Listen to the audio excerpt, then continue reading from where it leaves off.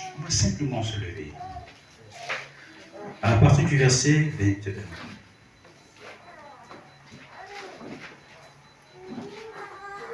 Nous patientons que le caméraman soit prêt.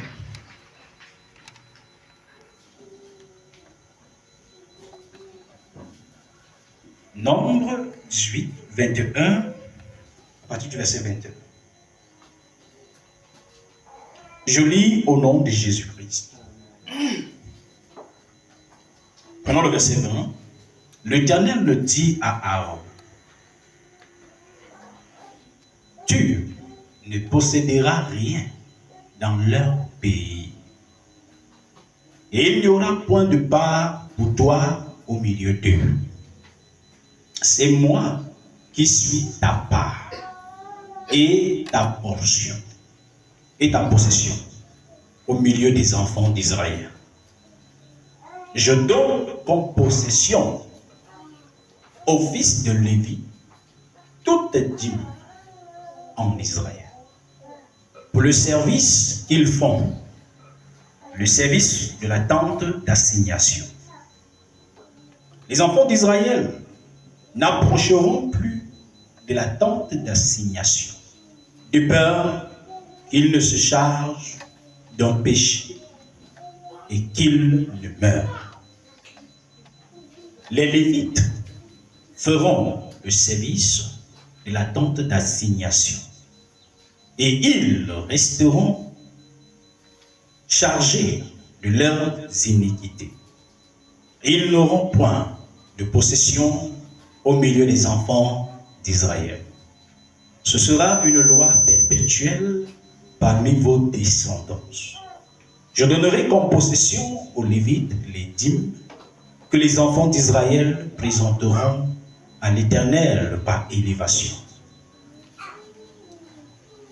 C'est pourquoi je dis à leur égard, ils n'auront point de possession au milieu des enfants d'Israël. Amen. Prions le Seigneur. Notre Dieu, plein de grâce, merci. Merci pour la parole qui est lue. Merci pour la révélation. Je prie que tu bénis tes enfants, bénis leur cœur et donne-leur la possibilité, Seigneur, d'être en accord avec ton évangile. Parce que tu as déclaré que celui qui connaît la parole connaît la vie et c'est la santé pour son corps. Gloire à toi, notre Dieu, parce que tu es éternel, tu es vivant. Alors c'est pourquoi je voudrais simplement t'inviter à dominer mon corps, ma chair, afin que ma voix et ma bouche ne disent que des paroles qui viennent de toi. Et que Satan, Seigneur, qui distrait, ne vienne pas et ne reste pas ici. Ne dérange personne au canal du sommeil. Gloire à toi de nous avoir exaucés. C'est dans le nom de Jésus-Christ que j'ai prié. Amen. Asseyez-vous s'il vous plaît.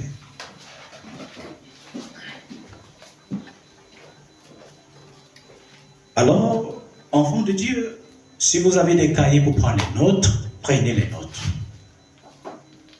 Et si Dieu bénit, nous nous verrons ici mercredi pour les questions et les réponses. Chacun posera la question et nous allons répondre par la parole de Dieu au sujet du message de ce matin. Alors, l'Éternel il parla à Aaron. Tu ne posséderas rien dans leur pays. Aaron est un fils de Jacob. Jacob avait 12 garçons. Les garçons qui constituent les tribus d'Israël. Il en a fait 12. Et au sujet des filles, la Bible nous ressort l'une d'elles qui s'appelle Dina. Mais Dina étant plutôt le terrain d'ensemencement et non la sémence, elle va forger va aider d'autres familles à se développer. Mais Dieu ici reconnaît des garçons parce que ce sont eux qui portent la sémence. Alors, dans les enfants de Jacob, il y en a un que Dieu a béni dans le ventre de son grand-père. Et son grand-père s'appelait Abraham. Alors, ce garçon s'appelle Lévi. Lévi, il a payé sa dîme à Melchisedec au canal de son père. Donc, Melchisedec, une fois, a rencontré Abraham et Abraham a payé la dîme de tous ses revenus. Et quand Abraham était en train de payer la dîme de tous ses revenus, c'était sa dîme à lui et la dîme de Lévi. Donc Dieu a considéré ça comme ça. Et c'est pourquoi le temps est passé. Nous arrivons à Moïse. Alors Moïse, Dieu dit à Moïse de dire à Aaron, petit-fils de Lévi, que Aaron est l'homme sacrifié et sanctifié. Deux mots, sacrifié et sanctifié. Pourquoi sacrifié? Parce qu'il n'a plus de vie.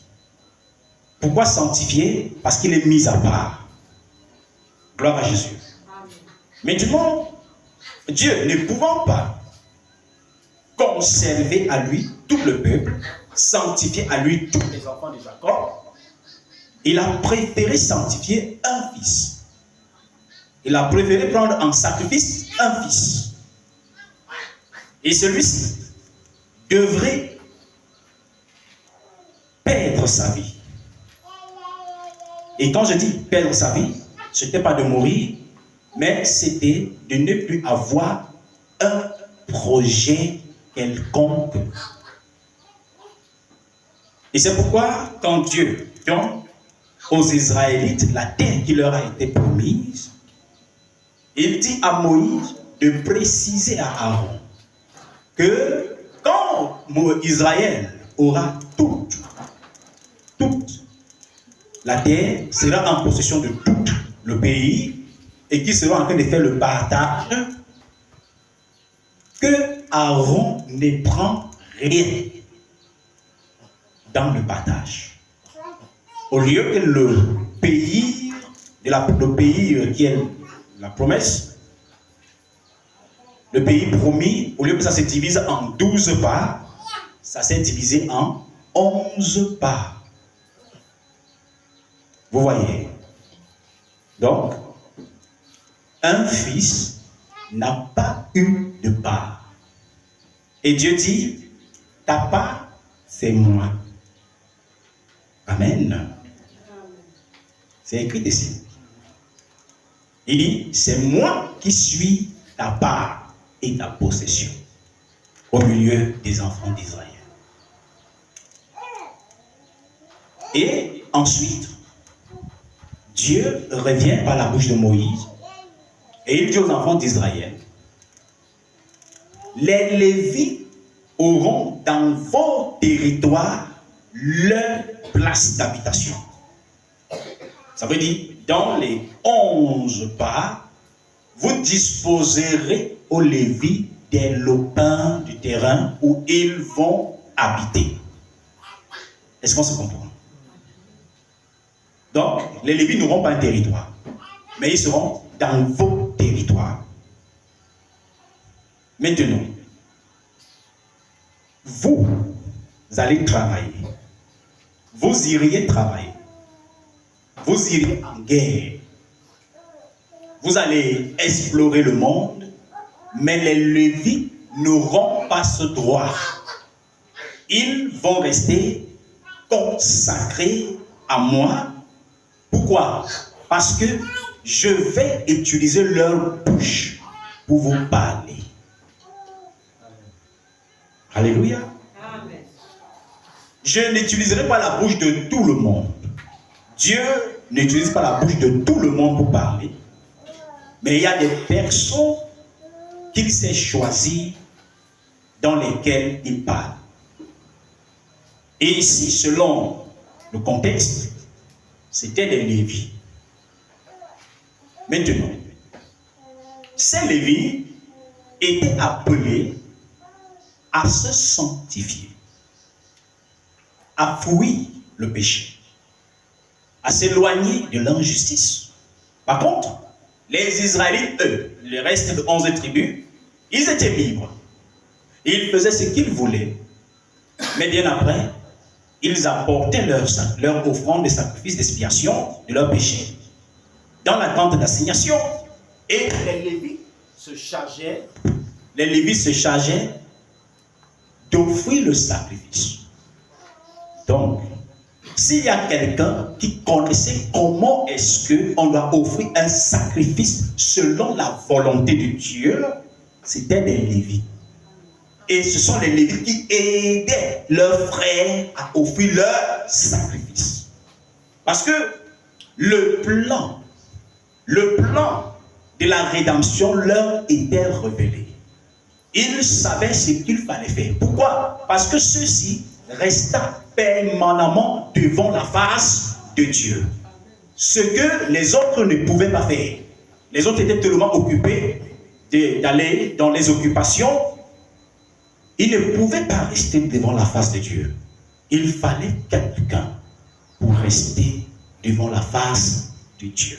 C'était des Lévites.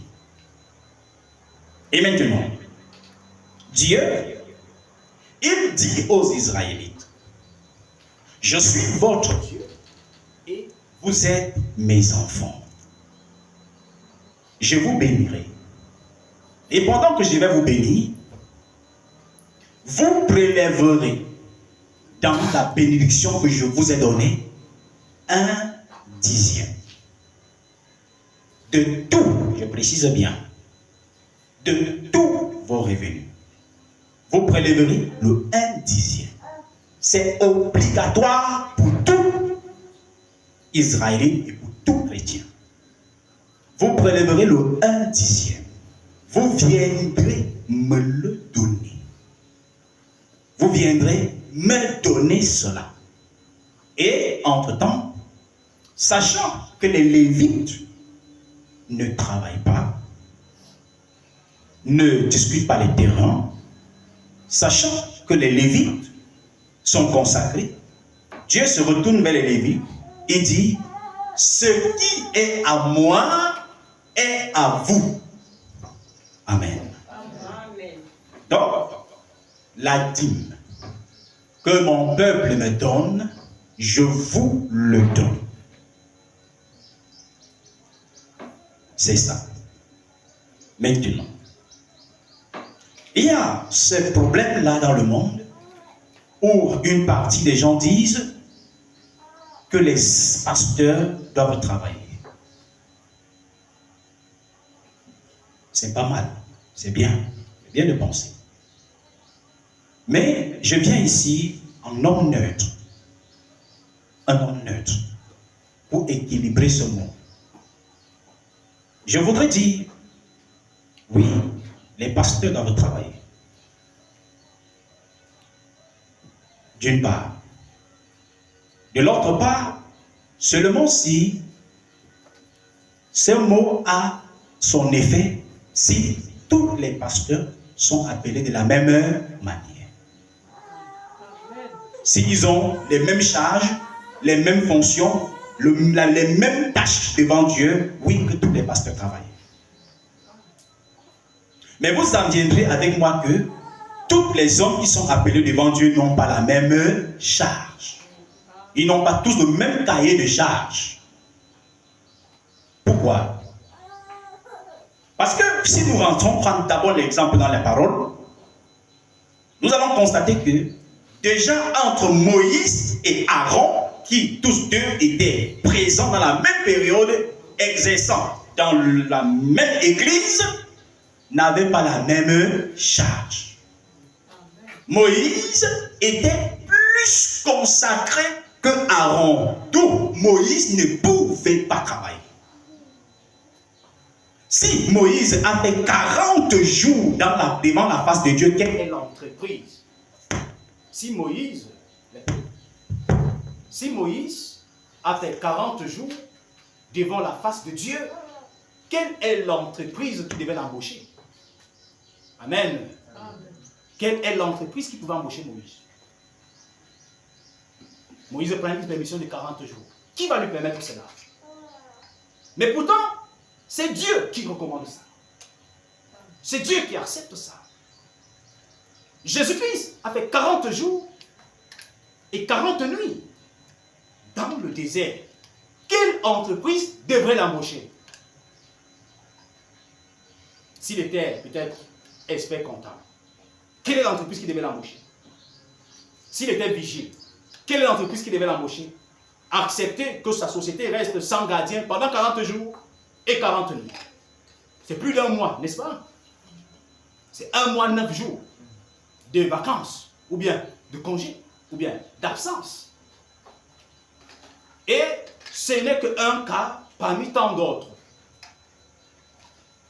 On ne sait pas combien de temps Moïse, lui, il a passé, combien de fois comme ça Moïse a passé devant le Seigneur.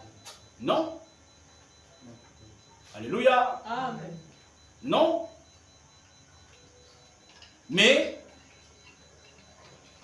on peut tous comprendre que quand Moïse a passé ces moments-là devant la face de Dieu, Dieu lui a rendu ministère. Dieu lui a présenté les 10 commandements. Dieu a communié avec lui. Dieu vous bénisse. Amen.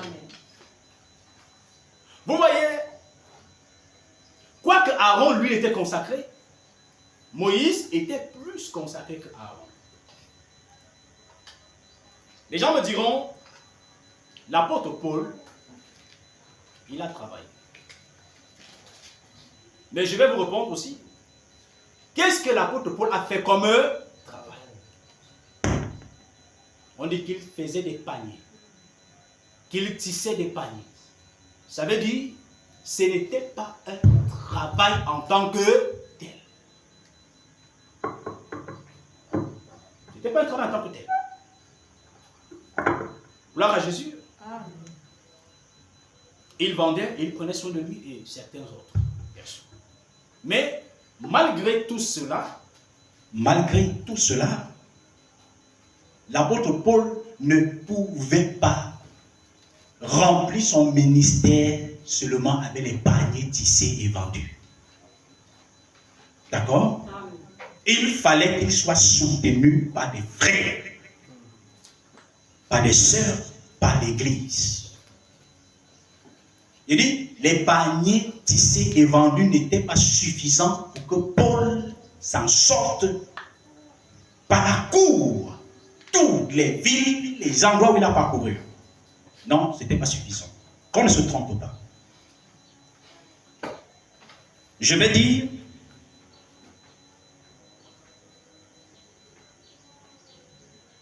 oui, et parce qu'un travail. Je prends un nom comme Tommy Osborne. Tommy Osborne. On l'appelle souvent T.L. Osborne. Quand je vois son ministère, quand je vois comment il a impacté le monde pentecôtiste, c'était un homme consacré, abandonné au travail de Dieu. Il y a des choses que Dieu fera avec des serviteurs de Dieu seulement si ils abandonnent tout et se consacrent. D'accord? Amen. Parce que quand celui-ci exerce un travail, il est plus influencé par sa hiérarchie, son patron ou ses patrons. Il ne trouve le temps, soit que le week-end, ou il trouve le temps seulement après le travail il est épuisé le soir, il doit causer sa femme. C'est compliqué. Il se trompe. C'est pourquoi ces pareilles personnes sont simplement des pasteurs lambda dans l'église. Mais s'il faut parler des missionnaires, s'il faut parler des évangélistes dotés de l'évangile qui est la démonstration de la parole de Dieu et non des discours persuasifs, ceux-ci sont appelés à tout abandonner et servir Dieu. Je prends le cas aussi même de William Marion Branham. Lui, qui autrefois pouvait faire des petites choses, mais quand le Seigneur l'appela dans les grandes œuvres, il a tout abandonné pour se consacrer au service de Dieu. Je prends l'exemple de qui aussi? Ils sont nombreux. Ces géants de la foi, ils sont nombreux. Bien nombreux. Et vous savez quelque chose? On a tellement raisonné. On a tellement pensé. L'instruction ou l'intelligence humaine, la folie des hommes qui est la folie, la sagesse des hommes qui est la folie devant Dieu, a tellement poussé les hommes à s'égarer. Au point où on n'a plus de personnes consacrées. Et c'est l'absence des hommes consacrés dans l'Église qui a fait à ce que Satan a pu entrer. Parce que quand il y avait des sentinelles, des gens qui se consacraient uniquement pour l'œuvre de Dieu, ils étaient des sentinelles éveillées. Aujourd'hui, on a des sentinelles mortes. Et ils étaient des sentinelles éveillées. Et chaque fois que le danger devait venir dans le camp, Dieu le mettait au courant. Et il était difficile pour Satan d'entrer dans l'église et troubler la vie des chrétiens. Mais aujourd'hui, l'église est sens dessus, sens dessous. Vous savez, ce mot nouvelle naissance est un mot qui est d'habitude répété, prononcé, mais non vécu. Il y en a qui parlent de la nouvelle naissance. Je suis né de nouveau. J'ai reçu Jésus. J'ai le baptême du Saint-Esprit. Mais qui sont prêts à ruiner leur entreprise. Ils volent. Vous voyez, un homme né de nouveau vole techniquement. Escroque à fond. D'autres nés de nouveau ont 2 femmes, 2 copines. D'autres nés de nouveau dorment dans les caniveaux. D'autres nés de nouveau fument la drogue. D'autres nés de nouveau sont possédés. Et on dit qu'on est né de nouveau. J'aimerais qu'on revienne un jour ici sur le mot nouvelle naissance. Vous allez comprendre que ceux de l'époque, quand ils parlaient de la nouvelle naissance, c'était en fait autre chose que ce que nous parlons aujourd'hui. Parce que nous sommes des bavards. Nous sommes devenus des bavards. Nous bavardons pour ne rien dire. Et pourquoi je dis pour ne rien dire? Parce que tout ce qu'on bavarde ne s'accomplit pas. Jésus est le même, mais on a les malades. N'est-ce pas? Jésus est le même, mais il y a des aveugles dans l'église. Jésus est le même, il y a des gens qui tombent l'épilepsie dans l'église. Jésus est le même. On a des gangsters dans l'église. Jésus est le même. On a des pasteurs qui fonctionnent avec les esprits de Python. C'est parce qu'il y a un problème. J'ai essayé d'énumérer tout ceci pour vous dire, moi je préfère dire que les pasteurs doivent arrêter de jouer avec Dieu et se consacrer. pour le bien de leurs chrétiens et de leurs âmes. Vous comprenez? Aujourd'hui,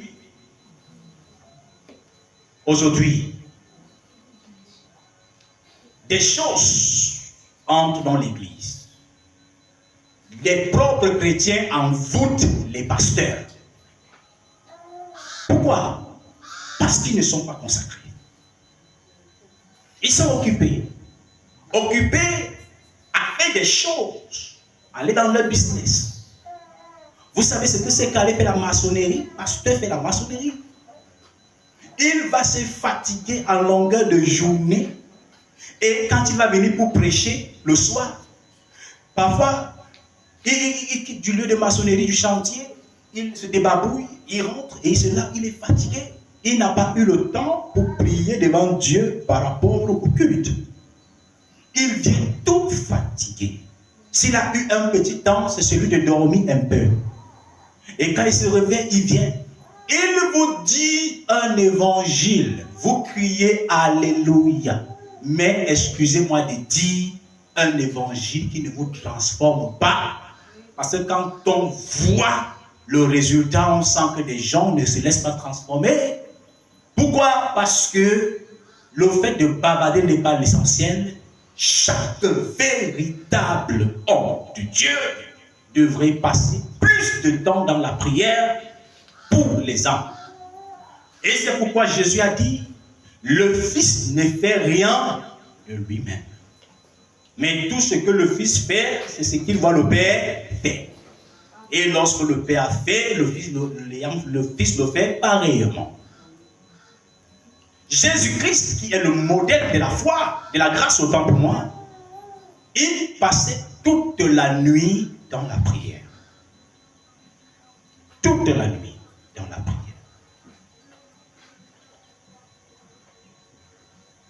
John Wesley, il passait toute la nuit dans la prière.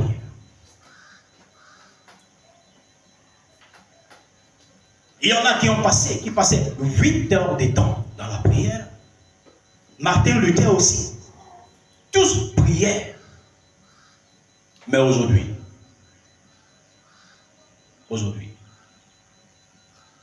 tu ne pourras pas prier 8 heures la nuit.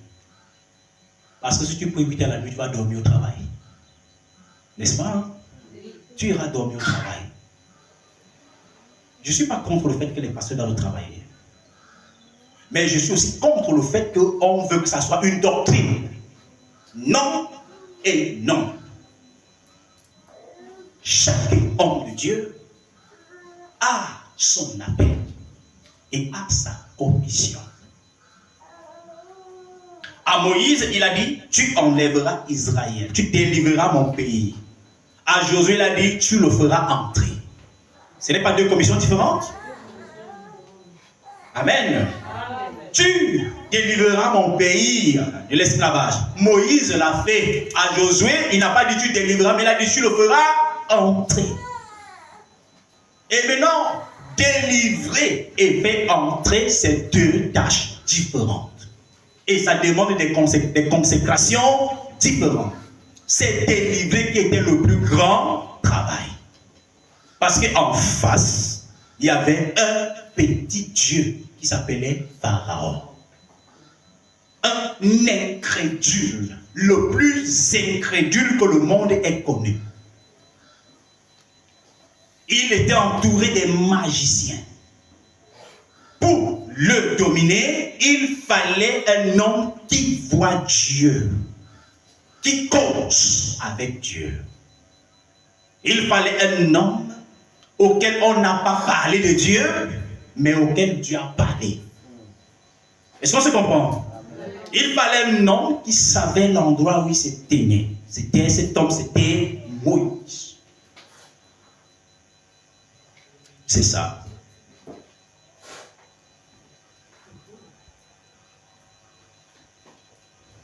Vous croyez que le degré de consécration d'un homme qui doit simplement garder une église locale,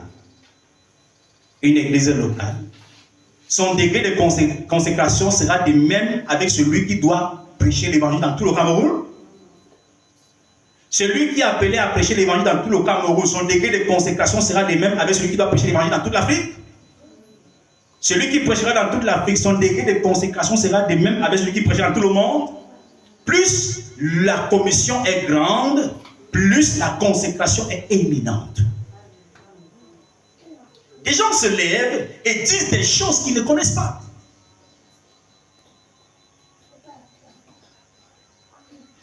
Disent des choses qu'ils ne connaissent pas la profondeur. Si Dieu saisit quelqu'un pour une charge, il brise la personne. Quand Jean-Baptiste est arrivé, sa part de commission était différente que la commission de Moïse. Jean-Baptiste, quand Dieu l'appela, Dieu lui a dit, va dans le désert. Pourtant, Moïse, il avait la possibilité de vivre avec les gens. Mais Jean-Baptiste, Dieu lui a isolé. Va au désert. C'était en fonction de la tâche, de la mission qu'il avait à faire. Et Jean-Baptiste est arrivé au désert. La Bible déclare que ce monsieur se nourrissait des sauterelles et du miel sauvage. C'est ça, sa ration. Que Dieu le bénisse. Amen. Et quand on décrit sa tenue vestimentaire, on parle des peaux d'animaux. Est-ce qu'il n'y a pas de vêtements de luxe? Il était fils d'un sacrificateur. Il était fils d'un sacrificateur.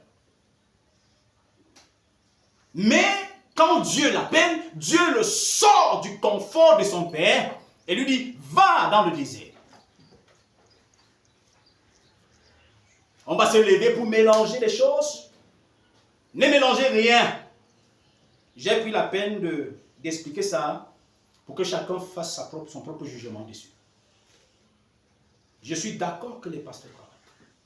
Si moi je vais parler, je dirais, si les gens doivent même travailler, ce sont les troisièmes pasteurs dans l'église. Donc les pasteurs associés, quand on parle de pasteurs associés, les troisièmes.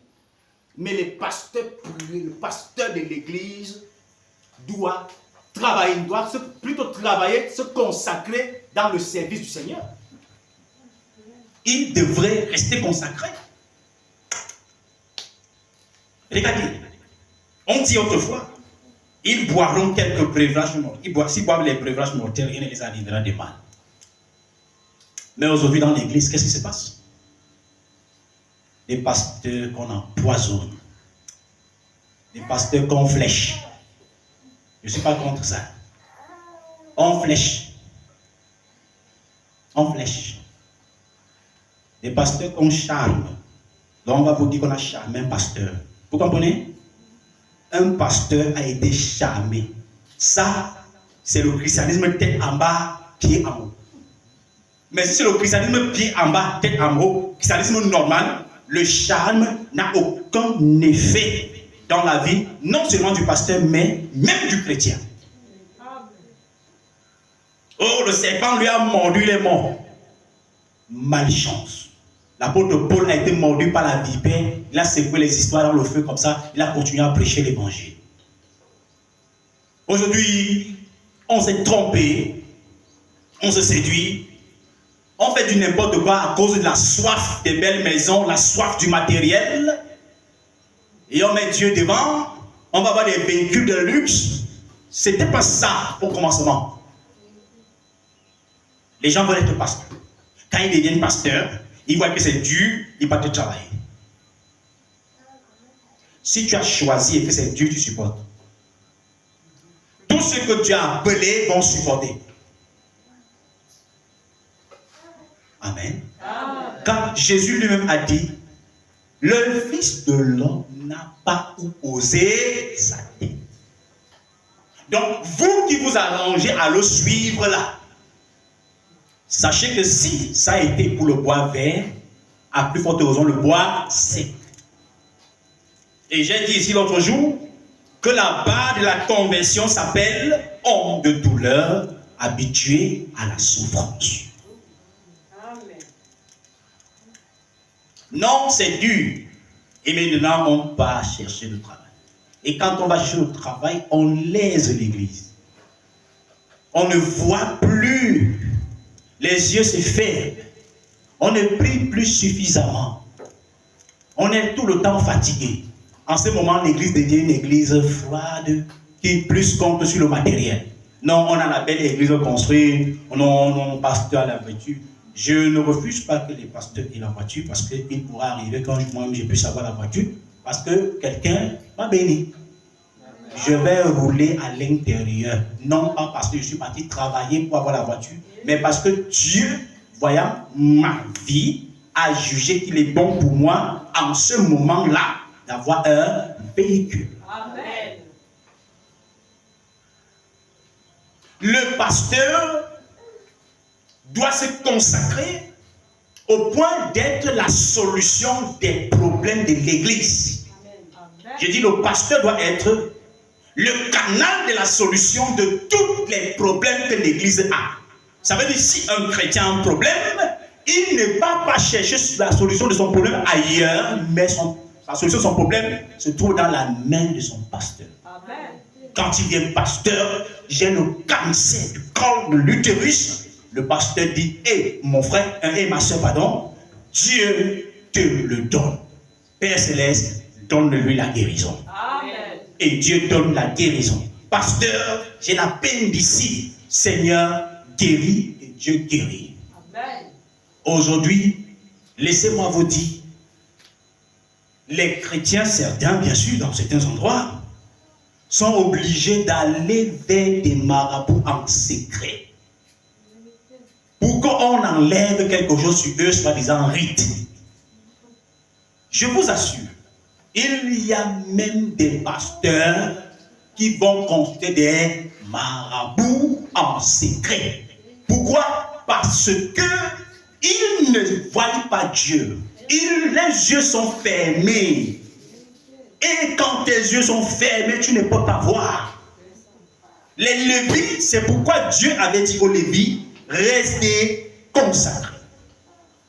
Si vous restez consacrés, alors marchez comme ça, marchez comme ça, marchez comme ça, et vous resterez devant ma face pour le peuple. L'objectif, c'est que nous restons devant la face de Dieu pour vous. Amen. Pour vous.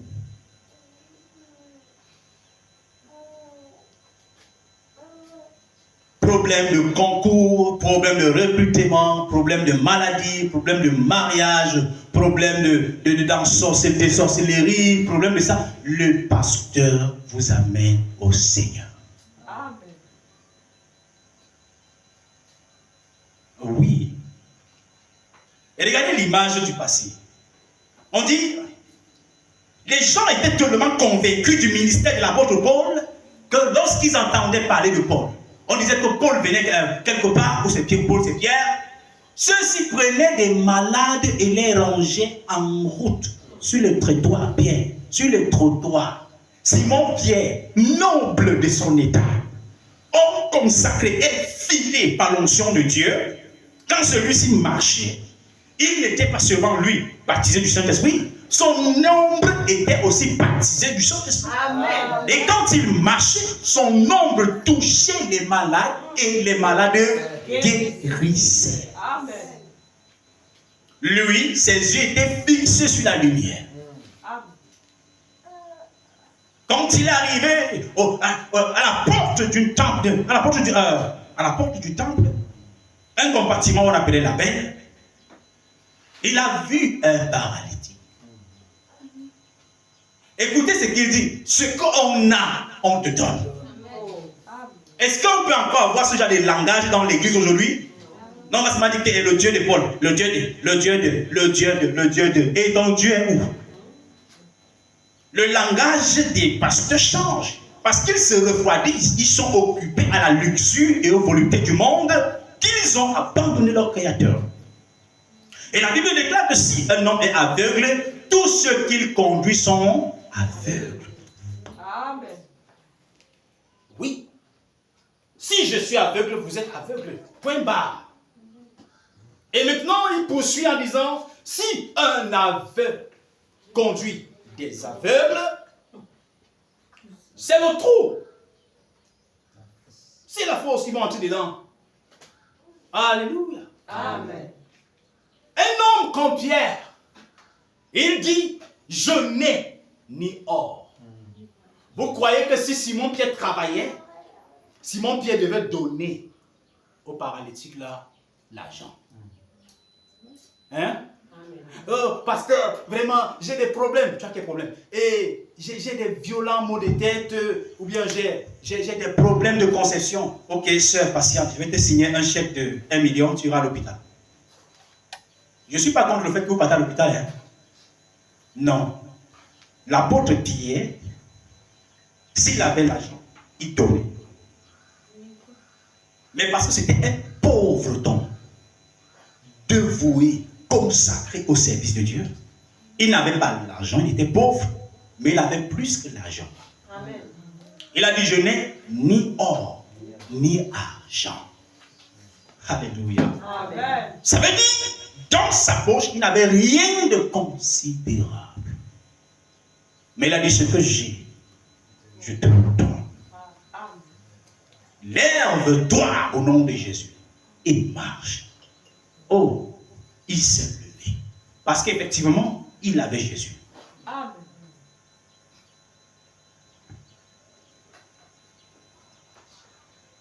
Voilà pourquoi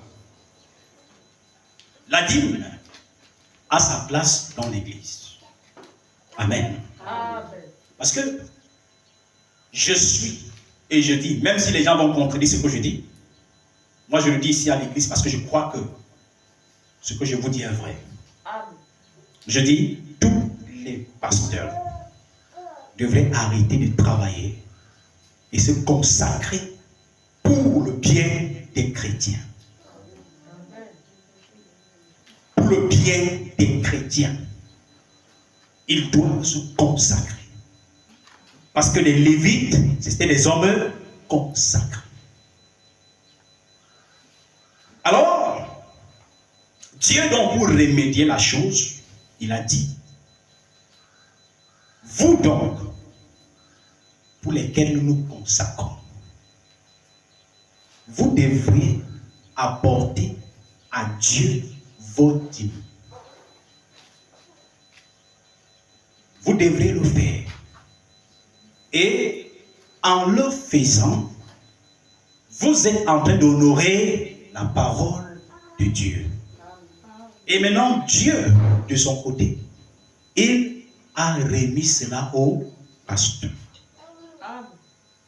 aux prophètes, aux évangélistes, aux docteurs, en fait, à tous ceux qui sont appelés dans le ministère. Amen. Amen. Ceci, ça leur sert, ça leur permet de ne pas mendier. Ça leur permet de ne pas promener les regards inquiets. Est-ce que vous savez que si votre pasteur, je prêche à vous et aussi au monde entier, n'est-ce pas? Amen. Je devais dire, est-ce que vous savez que 6 mois, mais quand je dis si votre pasteur, c'est parce que je sais que vous n'êtes pas les seuls à m'écouter. Est-ce que vous savez que si votre pasteur prend pour vous 2 semaines de jeûne, 2 semaines de jeûne, est-ce que vous savez qu'au sortir de ce programme, vous êtes bénis? Amen. S'il est sérieux, vous êtes bénis. Et maintenant, pendant que lui, il prend les 2 semaines de jeûne, s'il est marié, sa femme doit manger. Ses enfants doivent manger. Pendant que lui, il est occupé pour vous. Ce n'est pas vous qui devez venir dire, pasteur, on te donne un salaire. Non. Dieu n'a jamais prévu que l'Église donne un salaire au pasteur. Ça n'existe pas dans le plan de Dieu. Jamais. Il n'a pas prévu ça. Et Dieu non plus n'a prévu qu'on donne un argent chaque fin de mois au pasteur qui est le salaire. Dieu n'a jamais prévu ça. Parce que ce n'est pas vous qui avez appelé le pasteur au ministère. Le pasteur n'est pas votre employé, n'est-ce pas? Amen. Il ne travaille pas pour vous, mais il travaille au compte de Dieu. Amen. On note ça bien. Le pasteur n'est pas, l'ouvrier de l'église. Il est l'ouvrier de Dieu. Et celui qui doit payer le pasteur, c'est Dieu. C'est pourquoi Dieu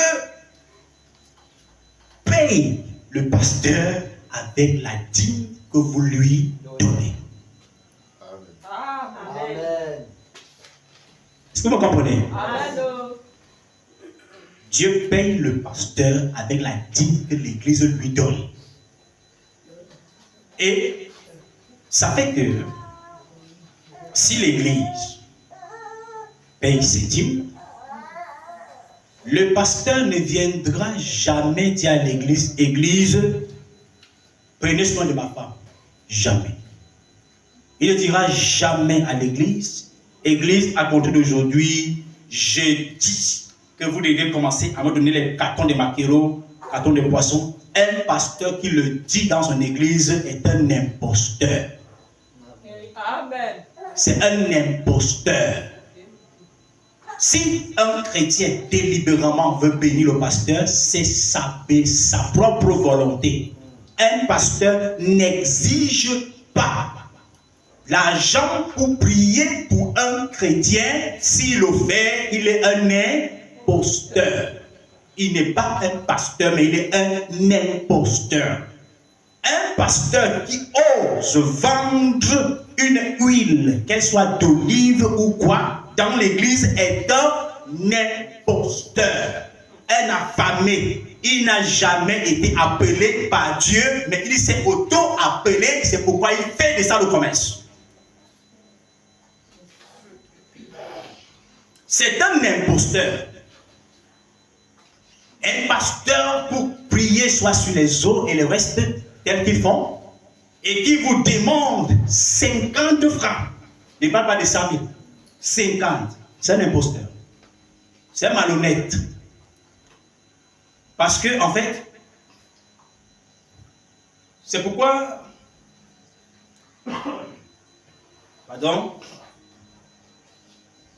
dans le gouvernement, les policiers, les gendarmes, tous les membres du gouvernement sont payés par l'État. Hein? C'est pas ça?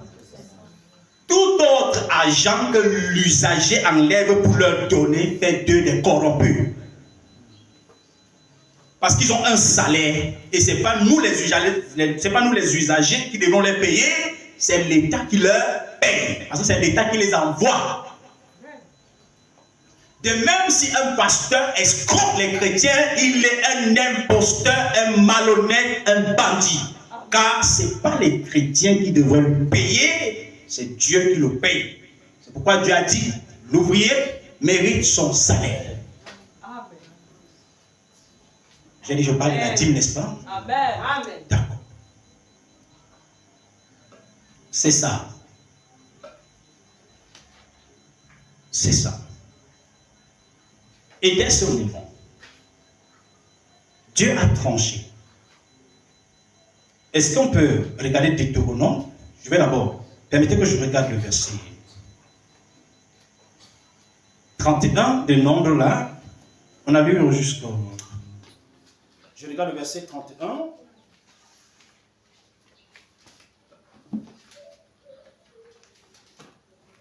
Voilà, le verset 31 de Nombre, il dit: vous la mangerez en un lieu quelconque, vous et votre maison, car c'est votre salaire pour le service que vous faites dans la tente d'assignation. Qu'est-ce qui est le salaire? La dîme. Le salaire de qui? Du pasteur. Et qui donne? Dieu et non le chrétien. Amen. Oui.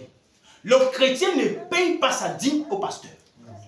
Quand vous donnez la dîme au pasteur, ce n'est pas au pasteur que vous payez, vous donnez votre dîme à Dieu. Amen. Mais Dieu a orienté ça chez le pasteur parce que Dieu paye le pasteur pour le travail qu'il fait dans l'église, dans la tente d'assignation. Amen. Ça règle l'affaire. Ça règle l'affaire. Et c'est pourquoi, parlant de la dîme, je prends un autre pan. L'état d'esprit qu'on a quand on paye la dîme. L'état d'esprit qu'on a quand on paye la dîme. Premièrement, toute personne qui s'avance avec sa dîme et dit, pasteur, je viens te donner. Je viens te donner. Dans la mesure où, dans sa pensée, il se dit, c'est au pasteur qui donne. C'est déjà un blocage dans l'épanouissement de sa bénédiction. Mais toutefois, quand vous venez avec votre dîme, voici ma dîme que je donne au Seigneur. Voici la dîme du Seigneur. Parce que c'est la dîme du Seigneur. Pasteur, voici la dîme du Seigneur. De votre maison, c'est la dîme du Seigneur. C'est pour le Seigneur. Mais Dieu vous a demandé de donner ça au sacrificateur, au pasteur.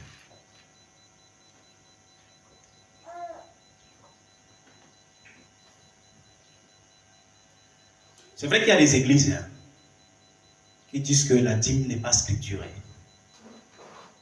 Et ils diront que Jésus n'a pas pris la dîme. N'est-ce pas? D'accord, je vais un peu dire 2 mots sur ça et je viendrai avec des notes prochainement dessus. Jésus, quand il était sur la terre, il n'avait pas le droit de percevoir une offrande ni une dîme. S'il essayait de toucher ça, il annulait sa mission sur la terre. Pourquoi? Parce qu'il est venu, quand il était encore vivant, il était l'agneau. Il était une offrande. Lui-même était l'offrande. L'offrande ne reçoit pas l'offrande. Vous comprenez? L'offrande ne reçoit pas la dîme. Voilà pourquoi quand il a prié pour certaines personnes, dans la parole, si vous remarquez bien, il a dit, allez présenter votre offrande au sacrificateur. C'est vrai ou c'est faux? Si cette offrande ou cette dîme n'était pas scripturelle, Jésus ne devrait jamais leur demander d'aller payer ça au sacrificateur. Il a dit, allez donner ça au sacrificateur parce que lui, Jésus, il ne pouvait pas percevoir car il n'était pas encore sacrificateur, mais il était agneau.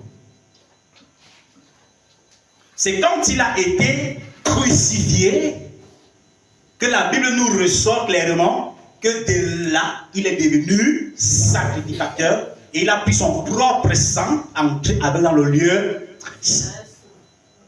Et il a maintenant fait de nous des sacrificateurs. Quand il était encore vivant dans la chair, nous n'étions pas encore des sacrificateurs. C'est quand il est mort, ressuscité, que nous devenons des sacrificateurs. Car lui-même devient le souverain et le principal sacrificateur. Donc, il ne pouvait pas percevoir la dîme. C'est pourquoi quand vous lisez même les Écritures, il n'a pas baptisé quelqu'un. Il n'a baptisé personne. Jésus n'a baptisé personne. Si quelqu'un en a le passage où il a baptisé, qu'il apporte. Mais je sais que Jésus n'a baptisé personne. Pourquoi? Il n'avait pas encore ce mandat. Il était encore agneau, offrande. Il fallait qu'il veille sur l'offrande qu'il était pour que ça soit une offrande agréable aux yeux de Dieu. Donc ceux qui manquent la révélation de la parole de Dieu et qui passent le temps à dire que non, ne payez pas vos dîmes, ne payez pas vos offrandes, tant mieux. Je dirais simplement, tant mieux. Mais à vous ici, et à ceux qui peuvent m'écouter, à ceux qui croient en moi en tant que pasteur, je vous dis, ça fait partie des obligations d'un chrétien. Oui. Dieu en a fait mention jusqu'à Malachie. Jusqu'à Malachie. Malachie, Dieu lui dit, parle à mon peuple et dis ceci. Un homme trompe-t-il Dieu? En quoi t'avons-nous trompé? Il dit, pas vos dîmes et vos offrandes. Apportez dans la maison du trésor vos dîmes et vos offrandes. Mettez-moi de la sorte à l'épreuve et vous verrez si je n'ouvrirai pas pour vous les écluses des cieux. Oh, bien-aimé. Maintenant, quels sont ceux qui sont censés prendre la dîme? Les pasteurs, les sacrificateurs, bien sûr. Mais lesquels parmi ces sacrificateurs? J'aimerais qu'un pasteur m'écoute, même s'il m'apportera injure, je lui aurais au moins dit ce qui est vrai. Puisque la Bible déclare que c'est l'ouvrier qui mérite le salaire, tout pasteur distrait qui ne travaille pas pour l'Église n'a pas le droit de percevoir la dîme. Amen. Tout pasteur dormeur, idiot, c'est pas une injure, hein? C'est un mot français, ça a une définition, n'est-ce pas? Amen. Tout pasteur pareil, coureur de jupons, bandit, escroc, il n'a pas le droit de percevoir la dîme des chrétiens, car s'il le fait, au lieu que ça soit un salaire, c'est plutôt une malédiction pour lui. Parce qu'il mange un truc consacré sans être consacré. Est-ce qu'on se comprend? Amen. La profondeur appelle la profondeur. Le consacré mange ce qui est consacré. Amen. Si tu n'es pas consacré, ne touche pas à ce qui est consacré.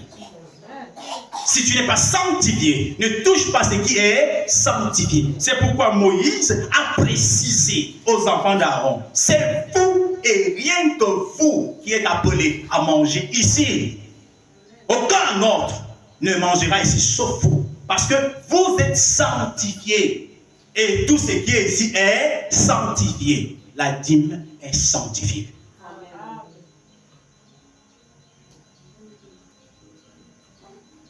Les pasteurs veulent devenir, les gens veulent devenir pasteurs parce que si je suis pasteur, je veux manger la dîme. C'est pas mal, mais cette dîme-là va te caler ici à la gorge. Quand tu vas te retrouver devant le jugement de Dieu, la première question que Dieu va te poser, c'est est-ce que tu étais appelé à manger la dîme que tu manges?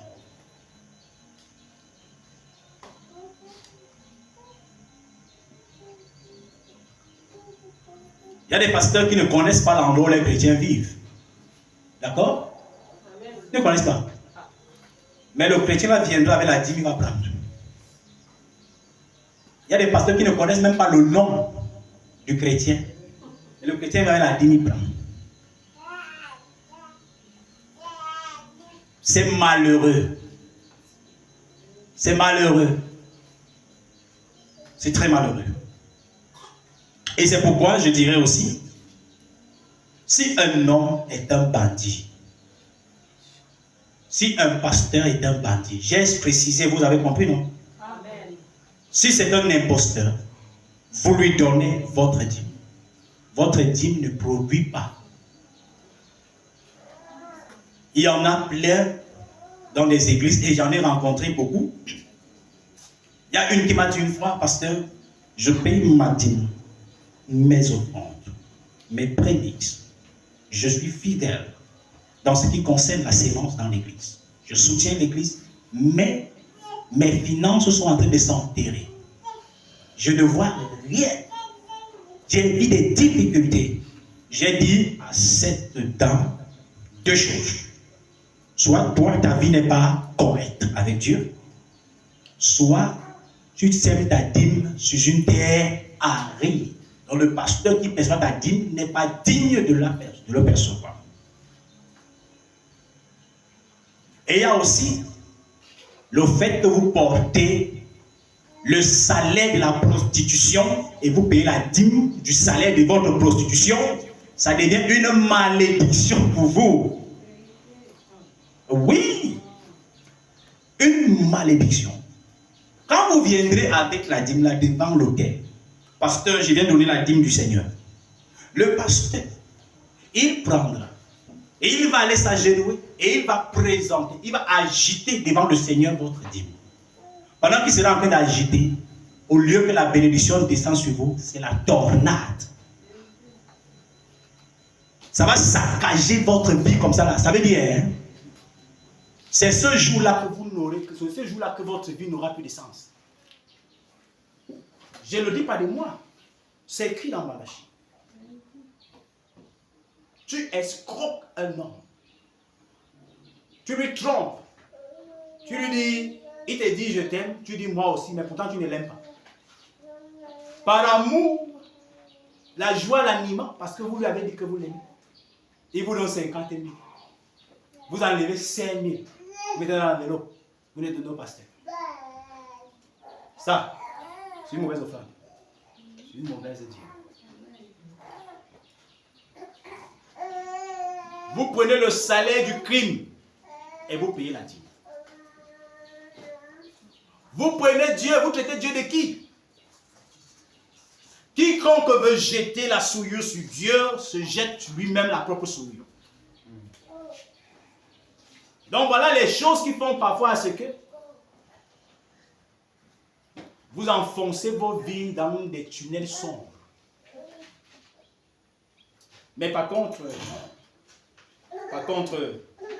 si vous êtes une personne qui travaille et qui gagne son argent, la sueur et son front, amen. Amen.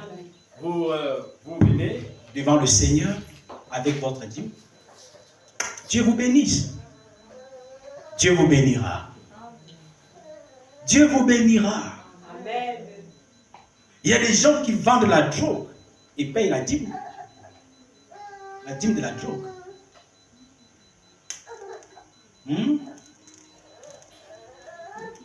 C'est honteux. C'est honteux. Et j'irai même plus loin jusqu'à dire, puisque je ne suis pas dans vos maisons, si un jour votre copain et non votre marié, parce que dans l'église parfois il y a des gens qui sont comme si, pendant qu'on casse les cornes avec la parole, leur part des cornes est en acier. Si votre copain vous rassure et vous préparez des grâces, et venez parler ça dans ma maison. Parce que ça, c'est souvent comme si c'est Satan qui tente les gens. Vous allez voir quelqu'une, elle est assise, elle ne peut pas bien, elle ne peut pas penser au pasteur, c'est pas obligé. Hein. Mais c'est le jour où son gars, son chaud, lui rationne qu'elle pense au pasteur. Un pasteur, je t'ai gardé le poulet, la viande de bœuf. Le pasteur, ne connaissant pas que c'est une nourriture souillée, qui peut résister devant le goût du sel? Encore quand ce sel est associé au condiment et l'huile. L'homme à autrui sanctifie le repas et il mange. Quand vous portez vos assiettes, vous rentrez avec. Massa, c'est le mal qui vous suit.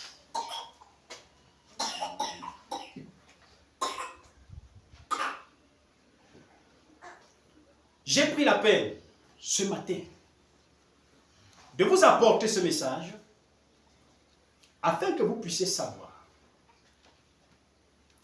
que c'est de votre devoir, que vous soyez dans ce bâtiment ou vous soyez hors de ce bâtiment, vous soyez dans un autre pays, en Italie, n'importe où, en France, n'importe où, en Suisse, en Russie, partout.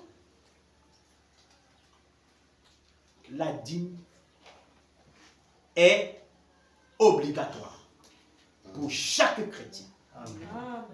La dîme de vos revenus, et ce n'est pas un argent qui se prend à l'aveuglette comme ça, c'est un dixième.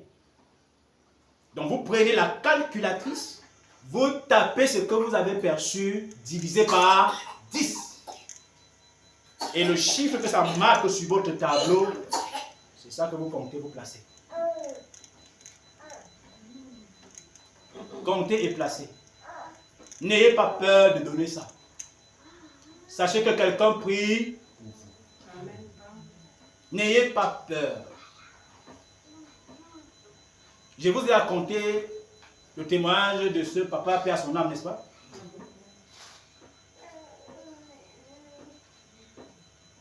Et aussi, la peur, parfois, de donner cela à Dieu, c'est souvent parce que vous pensez que vous donnez à un homme. Vous avez pensé que cet argent, c'est à un homme que vous donnez. Et le fait que vous avez conçu que c'est à un homme que vous donnez, vous ne pouvez pas donner. Vous ne pouvez pas donner. D'autres font comment? Ils reçoivent leur argent. Si la dîme peut-être c'est 100 000 ou 200 000 ou 300 000 ou 1 million, parce qu'il y en a qui ont la dîme de 1 million, ou quelqu'un a la dîme de 150 000, il dit que d'aller donner ça à l'individu là. Je préfère enlever 20 000 là-bas, je donne à tel orphelin. Je retire encore 5 000 ici, je donne à telle veuve. Je retire 30 000 ici, je paye la pension de quelqu'un avec. Ce que tu as fait de don. Tu n'as pas payé ta dîme. L'orphelin n'a pas reçu le mandat de consommer la dîme. D'accord? C'est écrit, n'est-ce pas? L'orphelin n'a pas le droit de manger la dîme. La veuve non plus n'a pas le droit de percevoir ta dîme. C'est ton pasteur. C'est ton pasteur. Et vous voyez, quand des serviteurs de Dieu entourés, quand des levites étaient entourés de toutes ces grâces, ça faisait ce que eux, les levites, ils ne souffraient de rien. Ils ne souffraient pas. Les gens vous disent souvent dehors que en le faisant, vous travaillez pour les pasteurs. Et souvent, quand ils disent ça, vous aussi vous dites c'est vrai. Ah bon, c'est pas vrai. Pendant que vous travaillez et vous honorez la parole, le pasteur lui aussi ne peut pas dire qu'il travaille pour vous. Parce que vous ne l'avez pas envoyé travailler pour vous. Le pasteur travaille de la part de Dieu et votre dîme, vous payez la part de Dieu. S'il faut maintenant qu'on entre dans les règlements des comptes individuels, que vous dites que votre dîme, c'est au pasteur que vous donnez, le pasteur va aussi dire qu'il meurt pour vous. D'accord? D'accord? Oui, le pasteur va aussi dire que je prie pour vous, je me consacre pour vous et tout. On va commencer à se parler, on va murmurer. Ça, c'est pas bon. Non, le pasteur, ce que je fais, s'il y a des moments où je peux parler comme ça, ici, c'est simplement pas dans la mesure où je veux que vous me payiez, mais c'est dans la mesure où je veux que vous soyez reconnaissants du sacrifice que je fais devant Dieu pour vous et appliquer la parole de Dieu et changer de vie. C'est ça, n'est-ce pas? Amen. Changer de vie, changer de forme, progresser, grandissez dans la foi. C'est ça, un homme appelé de Dieu qui travaille, qui se consacre devant Dieu pour les chrétiens, veulent voir ces chrétiens être conscients de la consécration. Amen. C'est ça. C'est ça. Donc, si nous comprenons comme ça, nous saurons que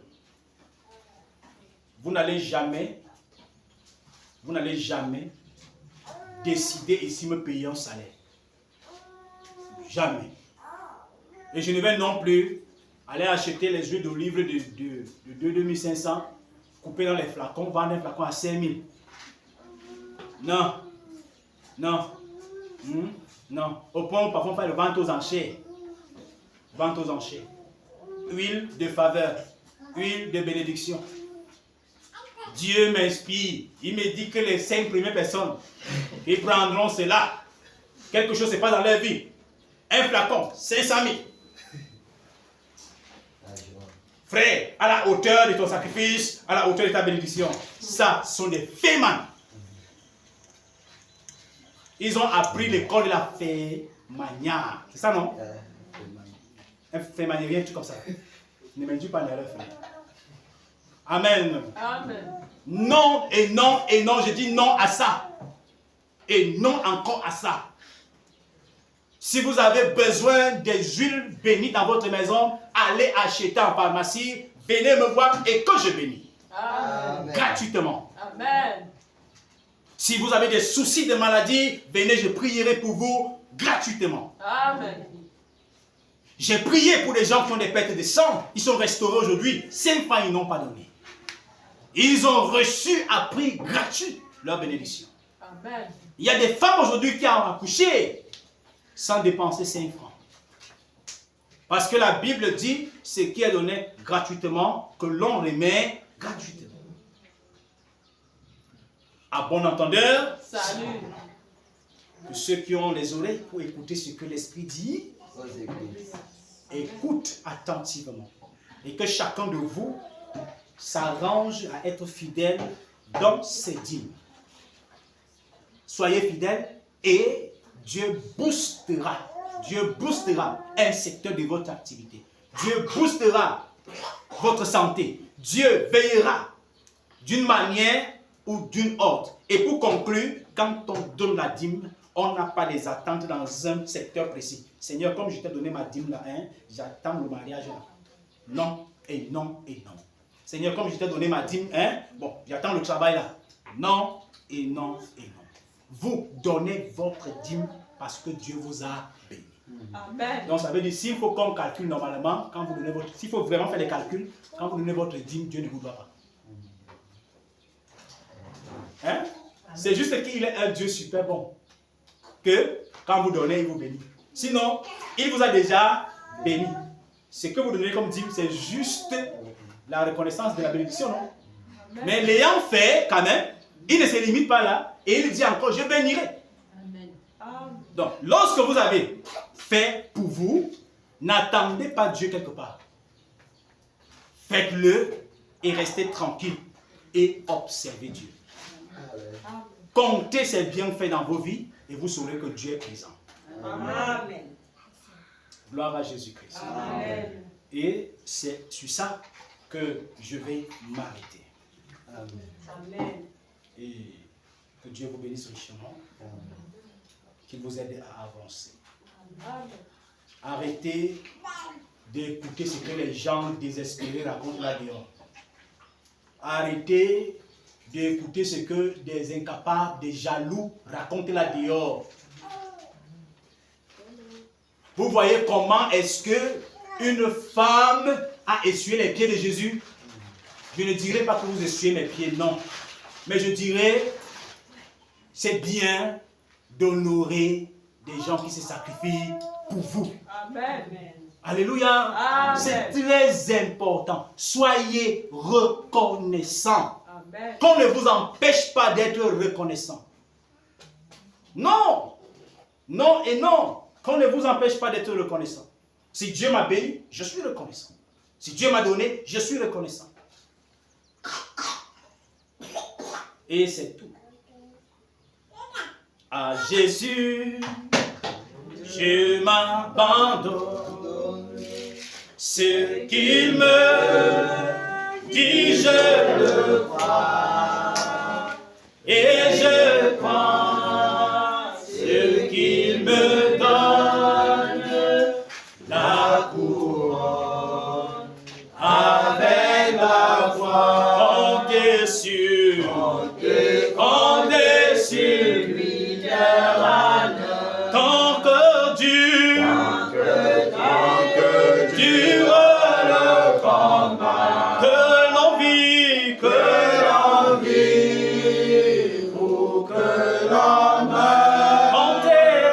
Comptez sur lui, tout est là. Je vais prier pour nous, bien-aimés.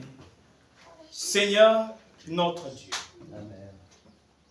pendant que tu nous as parlé sur la dîme, je veux, s'il te plaît, que tu m'amènes, moi, premièrement, de ne pas être à charge à ton peuple. De ne pas être exigeant devant ton peuple. De ne pas mettre la pression sur ton peuple. Mais de regarder à toi seulement. S'il y a quelqu'un qui doit me payer, ce n'est pas cette église, mais c'est toi seul. Amen.